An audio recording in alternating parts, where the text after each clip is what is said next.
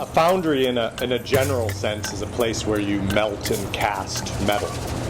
And what we do at MIT encompasses a wide range of applications in melting and casting metals. We support faculty research, we do artistic casting, we do experimental alloying, sample preparation, and we also teach a lot of material science concepts through the lens of the foundry and foundry science. I came to MIT as an undergraduate in 1947 and joined graduate school in 1951 and undertook my research under the then professor of Foundry here at MIT.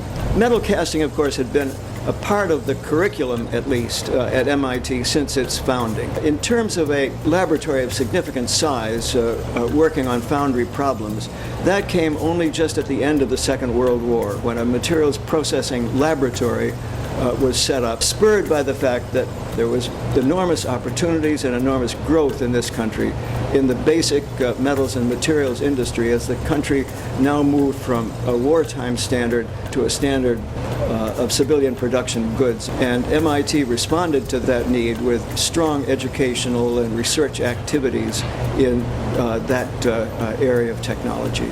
I think the most important thing about the Foundry is that it does give the students an opportunity to see the things that they've been learning in classes in a real way. So they may have learned about heat transfer. They may have learned about solidification processing. They may have learned about the flow of fluids through different pathways. And that's all in the Foundry and in the Foundry practice. And not only do they see it, but they do it. And I think when students get that hands-on experience, the classroom material really comes alive and they learn it more effectively. I'm a second-year graduate student, and my research is on tungsten metallurgy. And so working in the Foundry is relevant to my interests because what you do in the Foundry is cast metals, and that's one of the most common methods of processing and shaping metals.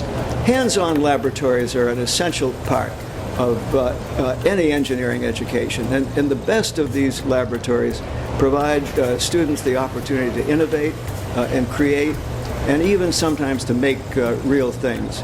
In my research, I work with samples that have a mass of typically like 1 gram or less.